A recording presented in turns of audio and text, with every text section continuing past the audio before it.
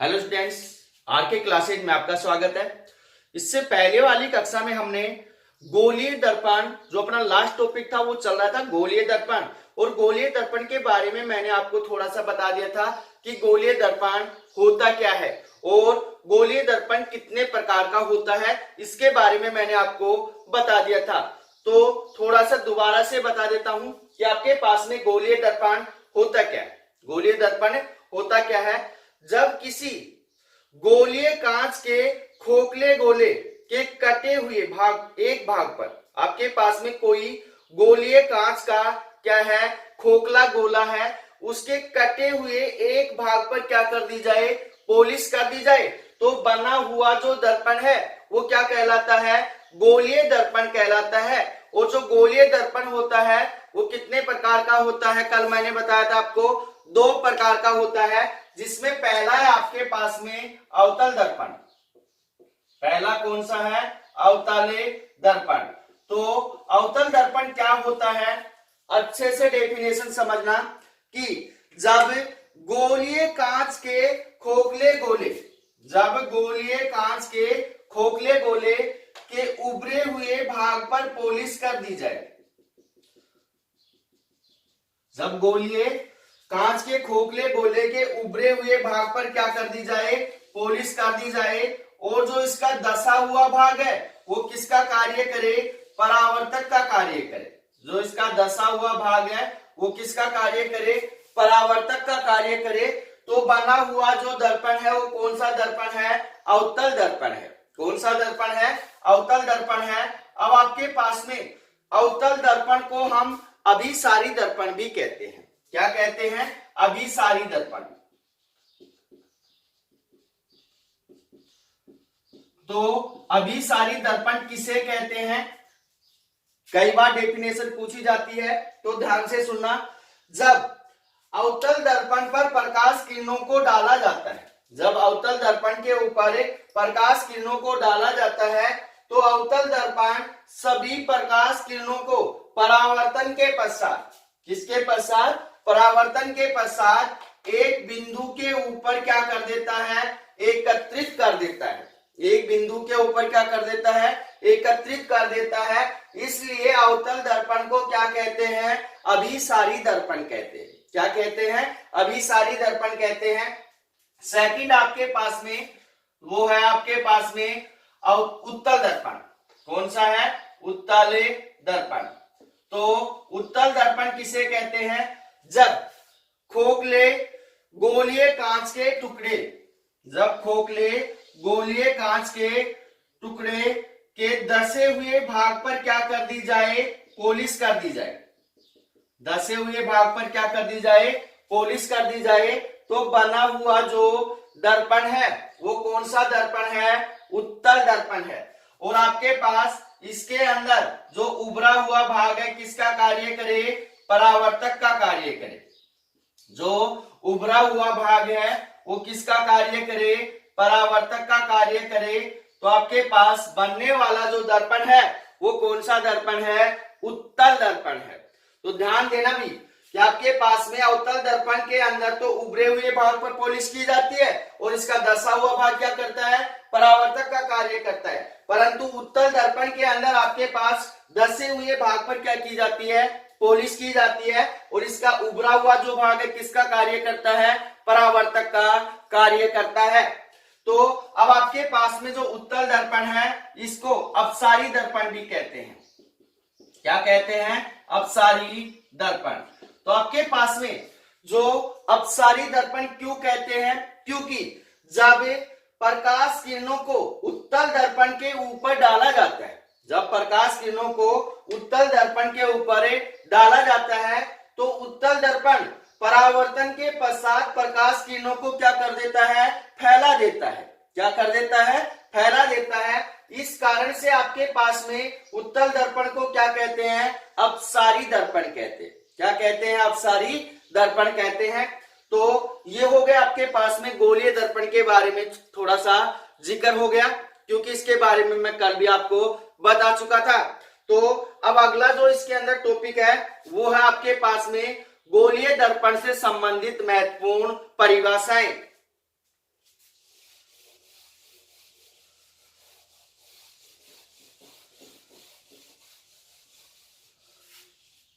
Topic क्या है आपके पास में? गोलीय दर्पण से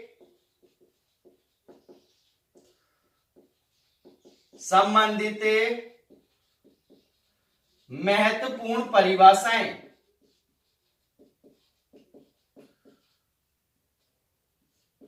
तो आपके पास महत्वपूर्ण परिभाषा क्या क्या है, ध्यान से समझना। परिभाषाएं आपको अच्छे से समझ में आ जाएंगी तो हम गोलीय दर्पण के अंदर हमें कोई कंफ्यूजन नहीं रहेगा। तो इसके अंदर आपके पास में पहली जो है वो आपके पास में द्वारक। क्या होता है? द्वारक। तो द्वारक किसे कहते हैं? डेफिनेशन अच्छे से समझना कि आपके पास में ये क्या है, कोई गोलीय दर्पण है। ये क्या है? कोई गोलीय दर्पण है। तो अब आपके पास में द्वारक किसे कहेंगे? ध्यान देना कि आपके पास में गोलीय दर्पण का संपूर्ण परावर्तक पृष्ठ, गोलीय दर्पण का संपूर्ण परावर्तक पृष्ठ क्या कहलाता है? द्वारक कहलाता है। कहने का मतलब गोलीय दर्पण या जो आपके पास में कांच का जो गोला होता है, जिस भाग के ऊपर पॉलिश की जाती है, तो वह भाग क्या कहलाता है? उसका द्वारक कहलाता है। जो परावर्तक का कार्य करता है वो क्या कहलाता है? द्वारक कहलाता है। अब फर्स्ट डेफिनेशन हो गई द्वारक। दूसरा आपके पास में ध्रुव बिंदु। क्या है? ध्रुव बिंदु। ध्रुव बिंदु को हम ओ से प्रदर्शित करते हैं। तो आपके पास ध्रुव बिंदु क्या होगा? ध्रुव बिंदु क्या होगा? डेफिनेशन अच्छे से समझना कि आपके पास में ये क्या है? आपके पास में द्वारक है। क्या है? द्वारक। तो द्वारक का जो मध्य बिंदु होता है, द्वारक का जो मध्य बिंदु होता है वो क्या कहलाता है? ध्रुव बिंदु ओ कहलाता है। तो इसकी डेफिनेशन भी होगी। तीसरा है आपके पास में आपके पास वक्रता केंद्र सी। यहां पे लिखेंगे तीसरा है वक्रता केंद्र सी। तो वक्रता केंद्र सी क्या होगा? ध्यान से समझना कि गोलीय दर्पण को जिस खोखले गोले का कटा हुआ भाग मानते हैं, गोलीय दर्पण को जिस खोखले गोले का कटा हुआ भाग मानते हैं, उस गोले का केंद्र ही, उस गोले का केंद्र ही क्या कहलाता है? आपके पास में वक्रता केंद्र सी कहलाता है। कि आपके पास में जो गोलीय दर्पण आपने बनाया है, जिस गोले का कटा हुआ भाग माना था, तो उस गोले का जो केंद्र है वही क्या कहलाता है? वक्रता केंद्र सी कहलाता है। उसके आगे आपके पास में फोर्थ जो डेफिनेशन है वक्रता त्रिज्या आर। वक्रता त्रिज्या आर। तो आपके पास वक्रता त्रिज्या आर क्या होगी? ध्यान से समझना कि जो वक्रता त्रिज्या आर है उसको किस प्रकार से डिफाइन करेंगे। तो गोलीय दर्पण को जिस खोखले गोले का कटा हुआ भाग मानते हैं, गोलीय दर्पण को जिस खोखले गोले का कटा हुआ भाग मानते हैं, उस गोले की त्रिज्या ही, उस गोले की त्रिज्या ही क्या कहलाती है? वक्रता त्रिज्या आर कहलाती है। अगर ये डेफिनेशन समझ में नहीं आई है तो अगली डेफिनेशन समझना। वक्रता केंद्र सी तथा ध्रुव बिंदु ओ के मध्य की जो दूरी है, वक्रता केंद्र सी तथा ध्रुव बिंदु ओ के मध्य की जो दूरी है उसे क्या कहते हैं? वक्रता त्रिज्या आर कहते हैं। क्या कहते हैं? वक्रता त्रिज्या आर कहते हैं। उसके पश्चात आपके पास में अगला टॉपिक है मुख्य अक्ष। पांचवी जो डेफिनेशन है वो आपके पास में मुख्य अक्ष।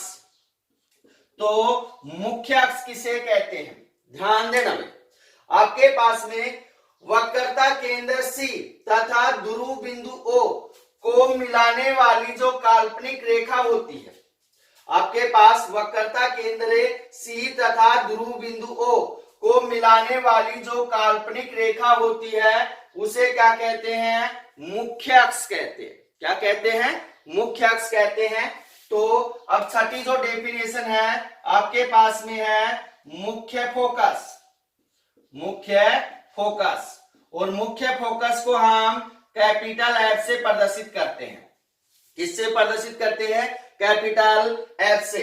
तो मुख्य फोकस क्या होगा, इसकी डेफिनेशन ध्यान से सुनना, क्योंकि इसमें प्रॉब्लम होगी आपको कि आपके पास जब कोई प्रकाश की किरणें मुख्य अक्ष के समांतर, मुख्य अक्ष कौन सा है? ये है, मुख्य अक्ष के समांतर दर्पण के ऊपर क्या होती है? आपतित होती है। दर्पण के ऊपर क्या होती है? आपतित होती है।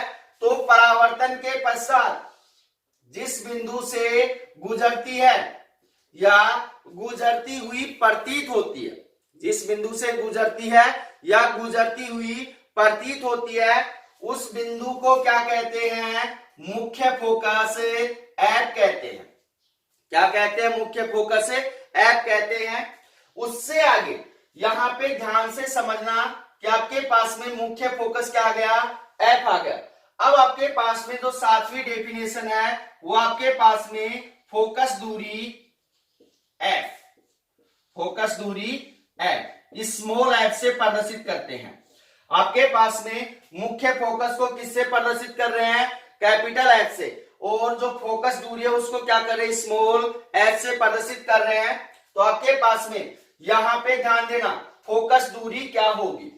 डेफिनेशन ध्यान से समझना कि आपके पास में मुख्य फोकस एफ तथा ध्रुव बिंदु ओ, ध्रुव बिंदु ओ के मध्य की जो दूरी होती है उसे क्या कहते हैं? फोकस दूरी कहते हैं।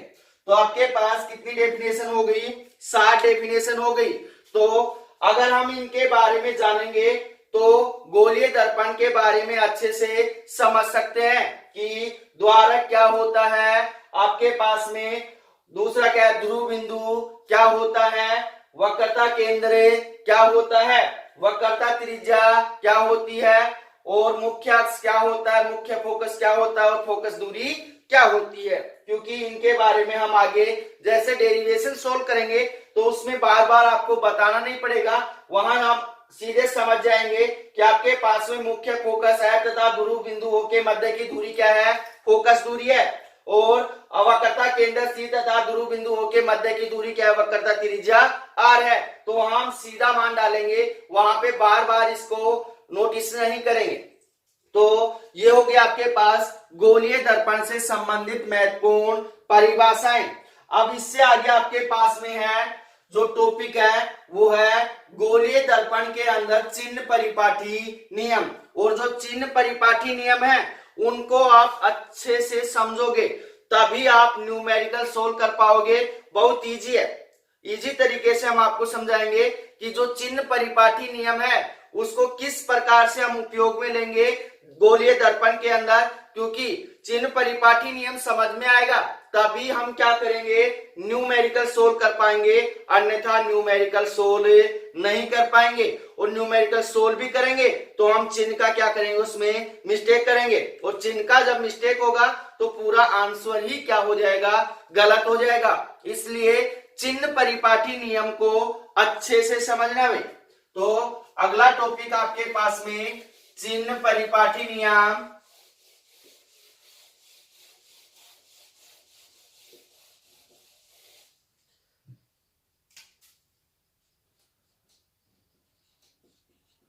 चिन्ह परिपाठी नियम।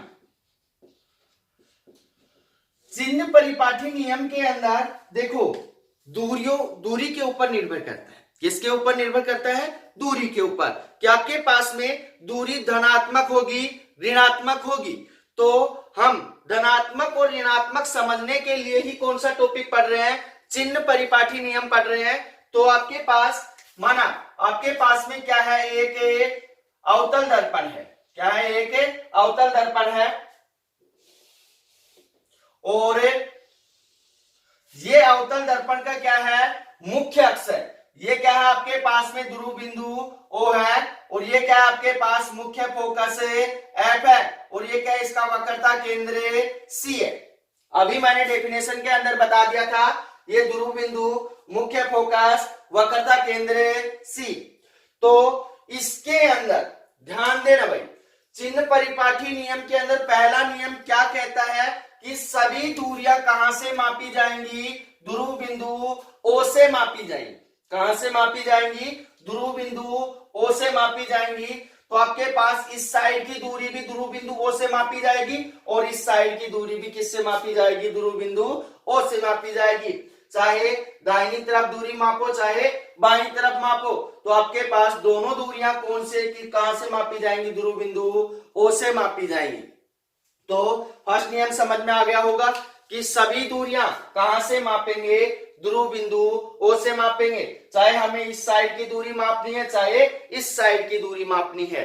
तो सेकंड नियम इसके अंदर क्या कहता है उसको ध्यान से समझना कि आपके पास में आपतित किरण की दिशा में, आपतित किरण की दिशा में मापी गई जो दूरी है वो दूरी सदैव कैसी होगी, धनात्मक होगी। तो ध्यान देना कि आपतित किरण की दिशा में मापी गई जो दूरी है वो सदैव कैसी होगी, धनात्मक होगी।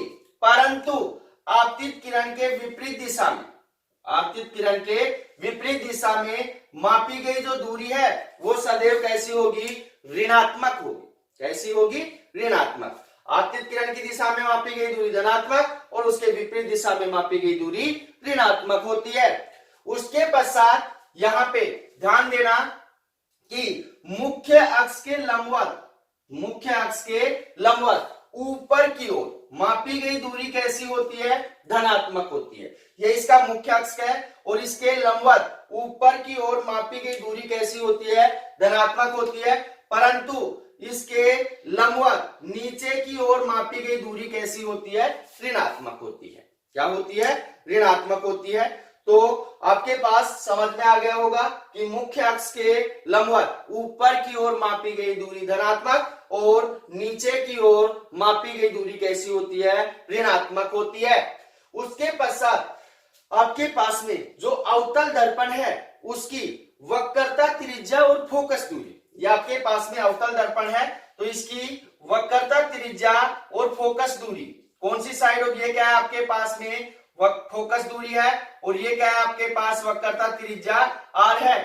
तो ये दोनों दूरियां कैसी होती हैं, ऋणात्मक होती हैं। क्यों होती हैं, क्योंकि पहला नियम क्या कहता है, सभी दूरियां कहां से मापी जाएंगी, ध्रुव बिंदु ओ से मापी जाएंगी। तो ध्रुव बिंदु ओ से मापेंगे तो यहां से चलेंगे ऐसे, तो क्या जा रहे हैं हमें, आपतित किरण के विपरीत दिशा में जा रहे हैं, तो दूरी कैसी होगी, ऋणात्मक होगी। कैसी होगी, ऋणात्मक होगी। और उत्तल दर्पण की जो फोकस दूरी और वक्रता त्रिज्या है वो कैसी होगी, आपके पास में धनात्मक होगी। क्योंकि आपके पास में यहाँ उत्तल दर्पण की जो वक्रता, त्रिज्या और फोकस दूरी है वो क्या है, इस दिशा के अंदर है। यहाँ पे मान लिया आपके पास मुख्य फोकस एफ है और यहाँ क्या वक्रता केंद्र सी है। तो हम क्या कर रहे हैं, ध्रुव बिंदु ओ से क्या कर रहे हैं, दाहिनी तरफ जा रहे हैं या आपतित किरण की दिशा में जा रहे हैं। इस कारण से आपके पास में जो उत्तल दर्पण है उसकी फोकस दूरी और वक्रता त्रिज्या कैसी होगी, धनात्मक होगी, परंतु अवतल की कैसी होगी, ऋणात्मक होगी। तो ये हो गया आपके पास में चिन्ह परिपाटी नियम, बहुत इजी है। पहला नियम क्या कहता है, दोबारा से थोड़ा सा समझ लेते हैं। पहला जो नियम कह रहा है वो ये कह रहा है सभी दूरियां ध्रुव बिंदु ओ से मापी जाती हैं। सेकंड नियम क्या कह रहा है कि आपके पास आपतित किरण की दिशा में मापी गई दूरी धनात्मक और उसके विपरीत दिशा में मापी गई दूरी कैसी होती है, ऋणात्मक होती है। उसके पश्चात थर्ड नियम क्या कह रहा है कि मुख्य अक्ष के लंबवत ऊपर की ओर मापी गई दूरी कैसी है, धनात्मक है, परंतु लंबवत नीचे की ओर मापी गई दूरी कैसी है, ऋणात्मक होती है। और यही कारण होता है कि आपके पास में अवतल दर्पण की फोकस दूरी और वक्रता त्रिज्या क्या होती है, ऋणात्मक होती है, परंतु उत्तल दर्पण की जो फोकस दूरी और वक्रता त्रिज्या होती है वो कैसी होती है, धनात्मक होती है। तो ये हो गया था आपके पास चिन्ह परिपाटी नियम। तो अगला हम देखते हैं कि आपके पास में विशिष्ट किरणों का परावर्तन। अगला जो टॉपिक आपके पास में वो है विशिष्ट किरणों का परावर्तन।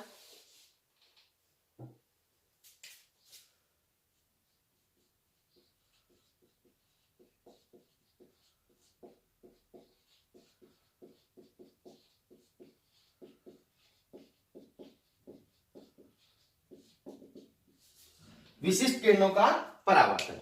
तो विशिष्ट किरणों का परावर्तन क्या होगा, तो ध्यान देना कि गोलीय दर्पण के ऊपर, गोलीय दर्पण के ऊपर प्रतिबिंब बनाने के लिए, क्या बनाने के लिए, प्रतिबिंब बनाने के लिए 2 या 2 से अधिक प्रकाश किरणों की क्या होती है, आवश्यकता होती है। ध्यान देना भाई कि आपके पास में गोलीय दर्पण के ऊपर प्रतिबिंब बनाने के लिए 2 या 2 से अधिक प्रकाश किरणों की क्या होती है, आवश्यकता होती है, जिनमें एक प्रकाश की किरण मुख्य अक्ष के समांतर क्या होती है, आपतित होती है।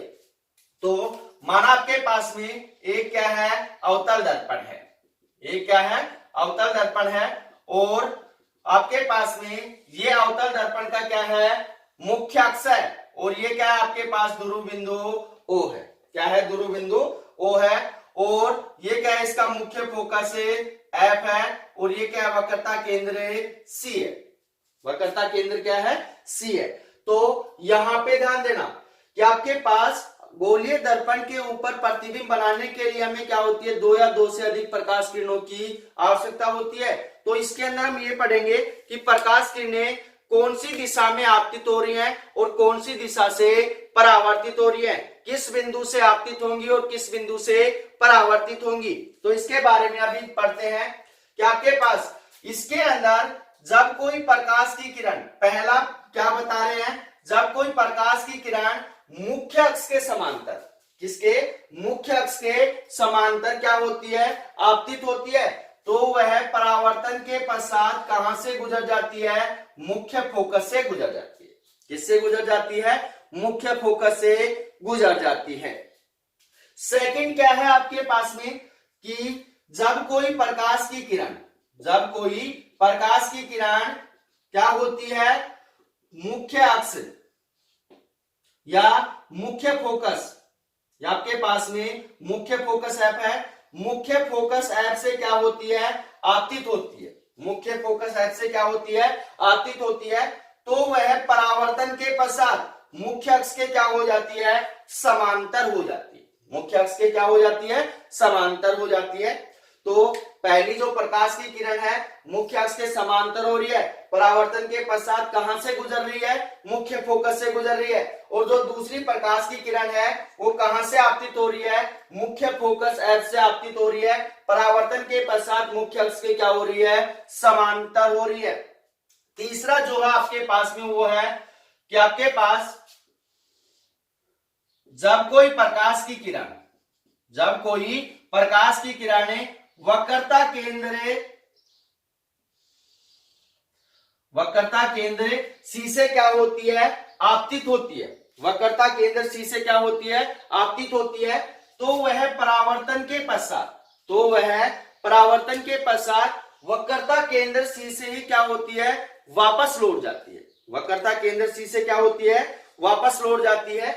तो अब जो चौथा है वो है आपके पास, आज इसको अच्छे से समझना, इसमें प्रॉब्लम आएगी, आगे की क्लासों में भी काम आएगा ये, कि आपके पास में जब कोई प्रकाश की किरण, जब कोई प्रकाश की किरण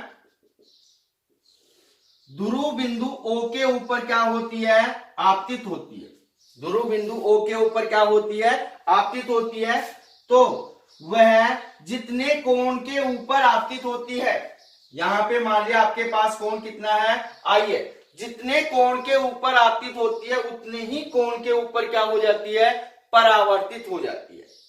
तो कहने का मतलब क्या है, आपके पास में आपतन कोण I और परावर्तन कोण R दोनों का मान क्या होता है, समान होता है, क्या होता है, समान होता है। इसलिए आपके पास में जो 4th पॉइंट है उसको दोबारा से रिपीट कर रहा हूं कि आपके पास में जो आपतित किरण है वो कहां, ध्रुव बिंदु O के ऊपर क्या होती है, आपतित होती है, तो वह जितने कोण के ऊपर आपतित हो रही है उतने ही कोण के ऊपर क्या हो जाती है, परावर्तित हो जाती है।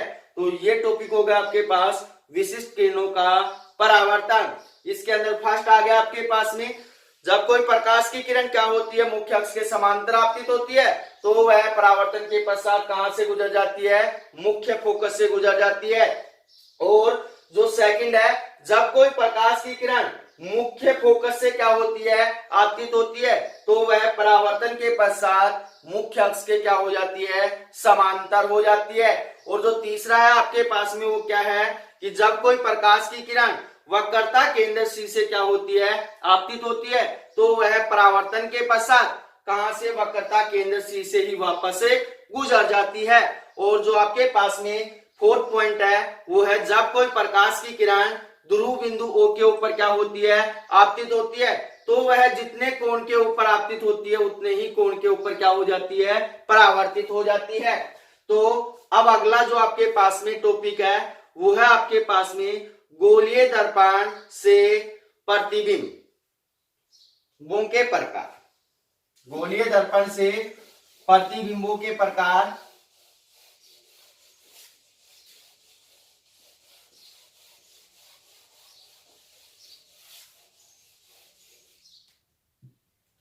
तो अगला है आपके पास में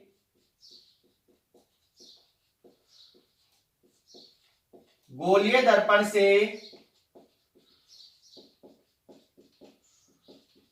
प्रतिबिंबों के प्रकार। प्रतिबिंबों के प्रकार। अब आपके पास में जो गोलीय दर्पण होता है कितने प्रकार का होता है, दो प्रकार का होता है, अवतल और उत्तल। तो आपके पास में गोलीय दर्पण से जो प्रतिबिंब बनेंगे कितने प्रकार के बनेंगे, दो प्रकार के बनेंगे। पहला होगा आपके पास में वास्तविक प्रतिबिंब और जो दूसरा होगा आपके पास में आभासी प्रतिबिंब। तो आपके पास में पहला है वास्तविक प्रतिबिंब। वास्तविक प्रतिबिंब। अब आपके पास में वास्तविक प्रतिबिंब क्या होता है, वास्तविक प्रतिबिंब क्या होता है, अच्छे से समझना कि जब कोई प्रकाश की किरणें क्या होती हैं, गोलीय दर्पण के ऊपर आपतित होती हैं, गोलीय दर्पण के ऊपर क्या होती हैं, आपतित होती हैं, तो परावर्तन के पश्चात वास्तव में किसी बिंदु के ऊपर मिलती हैं। परावर्तन के पश्चात वास्तव में किसी बिंदु पर मिलती हैं। तो बनने वाला जो प्रतिबिंब है वो कैसा प्रतिबिंब है, वास्तविक प्रतिबिंब है।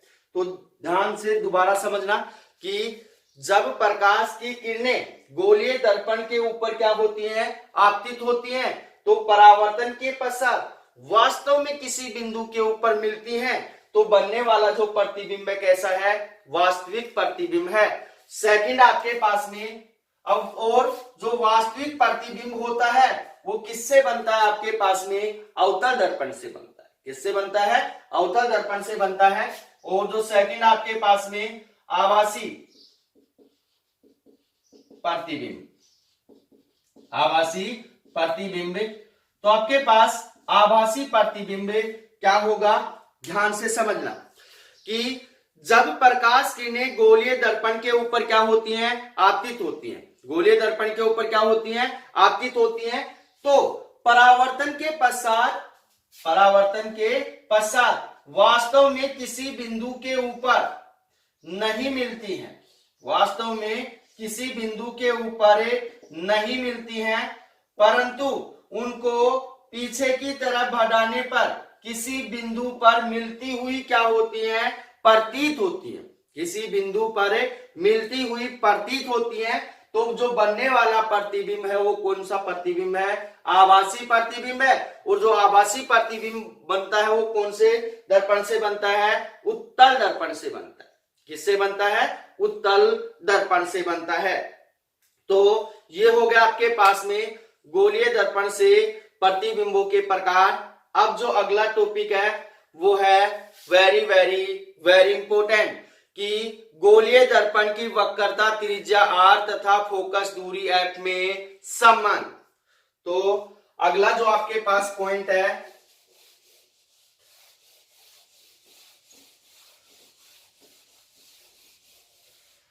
इंपोर्टेंट है, आपके पास में क्या है, गोलीय दर्पण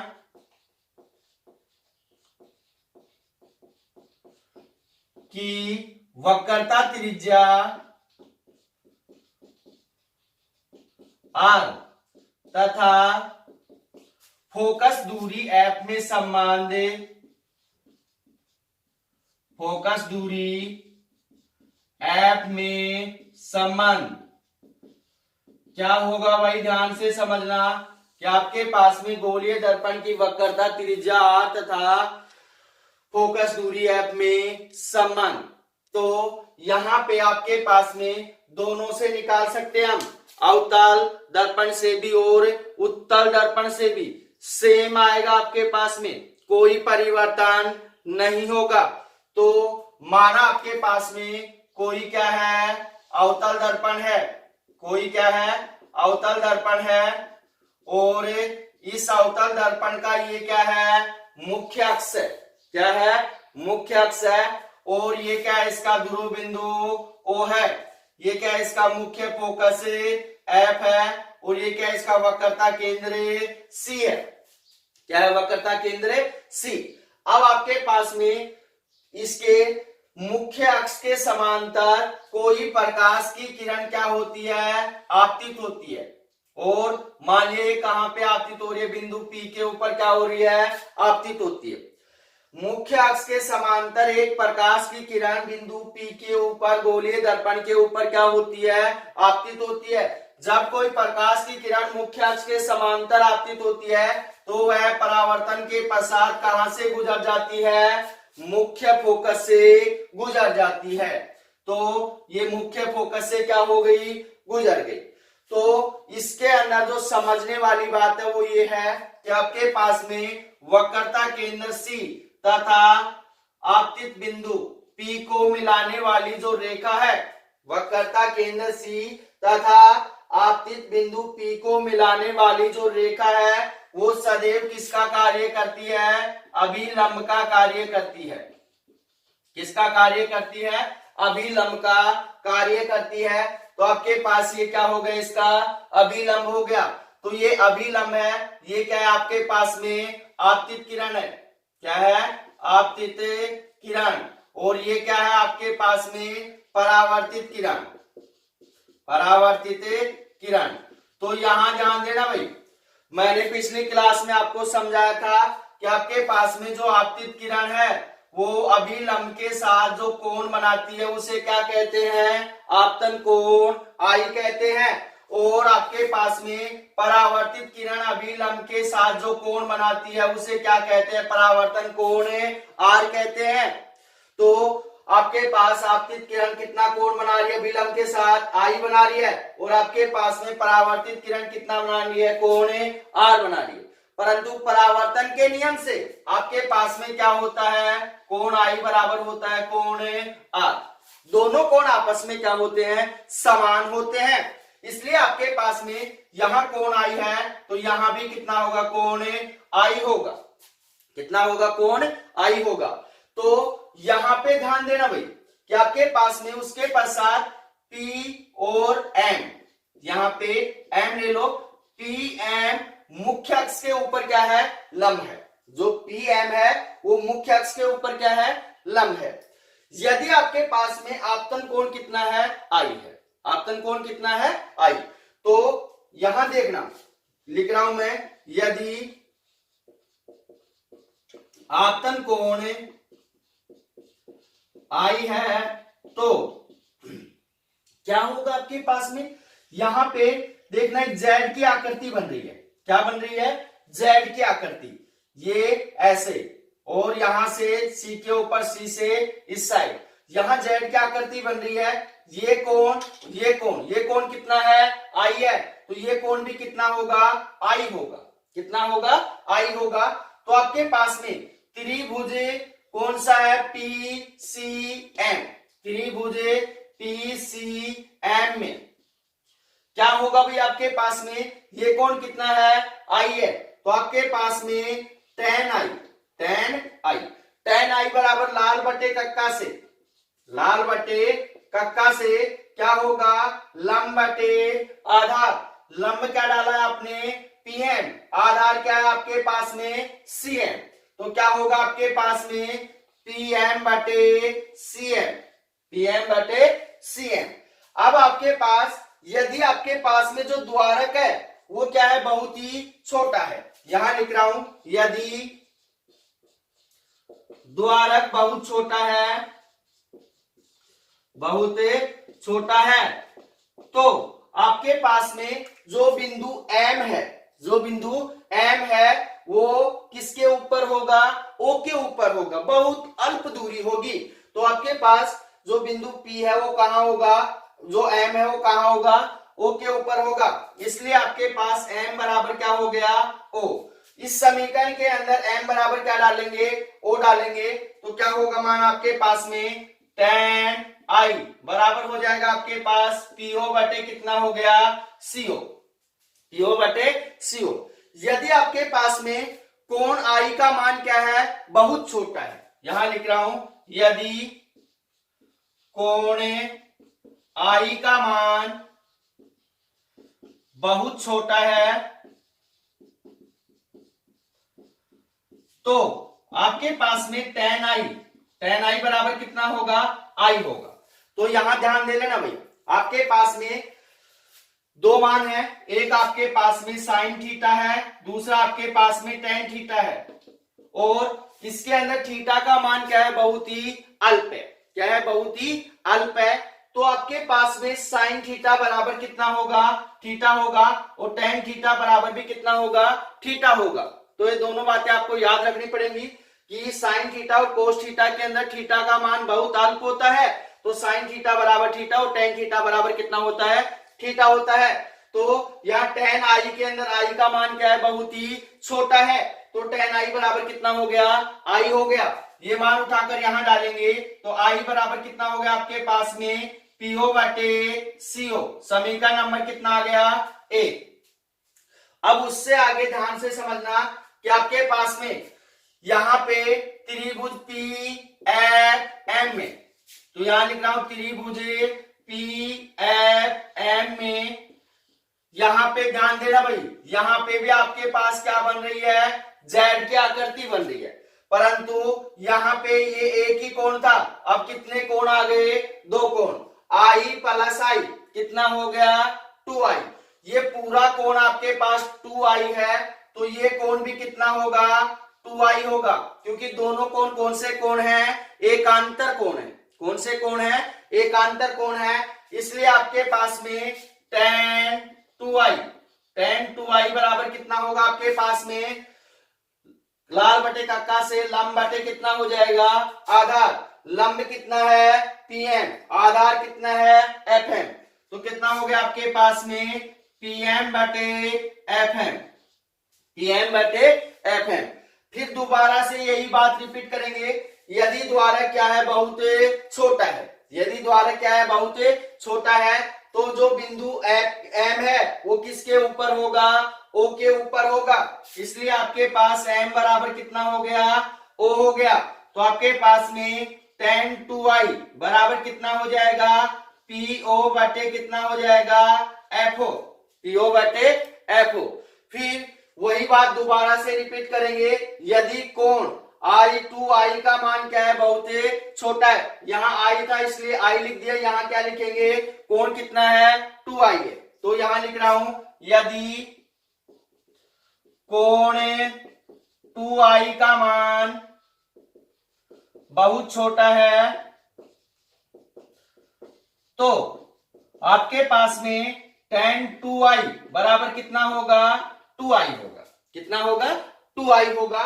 तो आपके पास यहां डालेंगे तो क्या मान होगा आपके पास में, tan यहां पे 2I बराबर हो जाएगा आपके पास में PO बटे FO, PO बटे FO।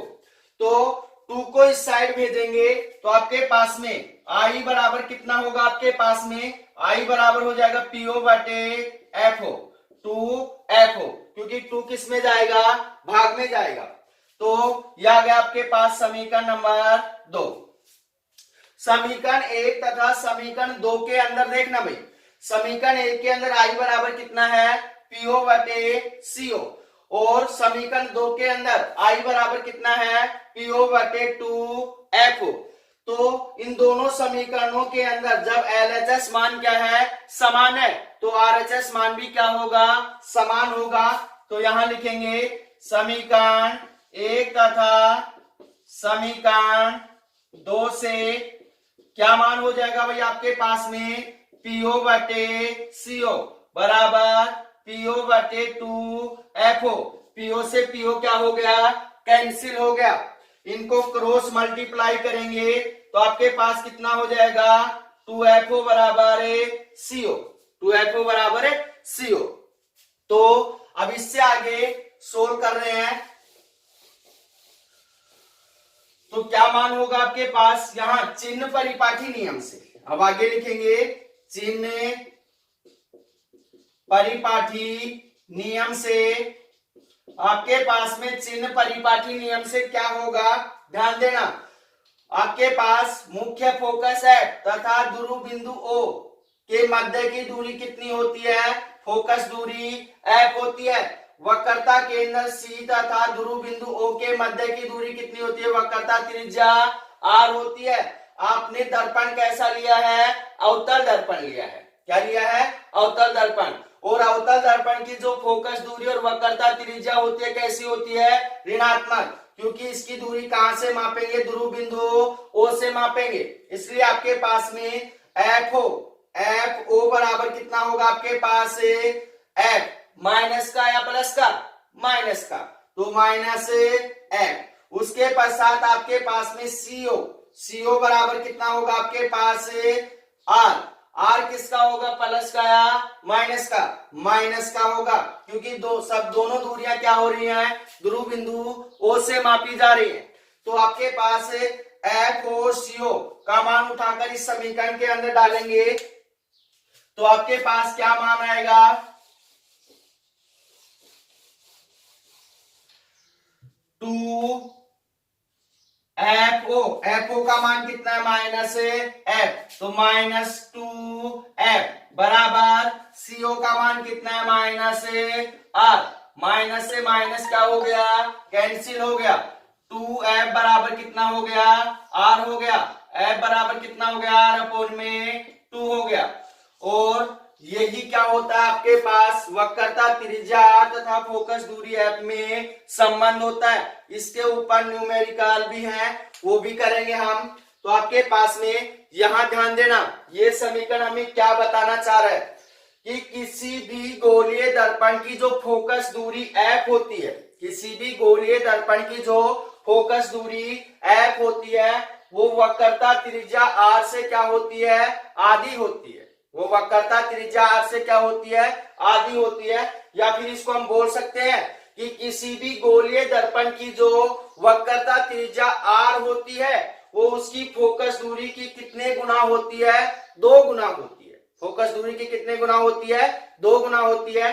तो अब इससे अगले वाला जो टॉपिक है न्यूमेरिकल है, वो टॉपिक है वो करेंगे अगली क्लास में। धन्यवाद।